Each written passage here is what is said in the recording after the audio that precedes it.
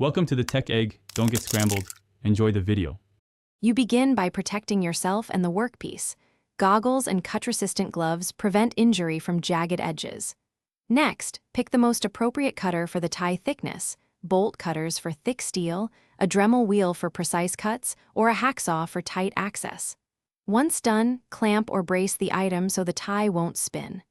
Make a single controlled cut on the looped section, not at the ratchet head, to reduce vibration and avoid harming nearby wiring or painted surfaces. With the tie partially cut, pry the loop open slowly with pliers to release tension.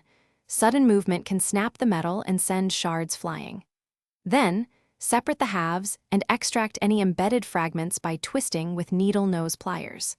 Once the tie is off, immediately file or grind any remaining burrs on the object to prevent cuts or abrasion. Make sure to collect metal pieces in a magnetic tray or container, and visually inspect nearby components for nicks or frayed wiring. Finish by smoothing sharp edges with a file or sandpaper, then wipe and apply a rust inhibitor or touch-up paint if bare metal is exposed.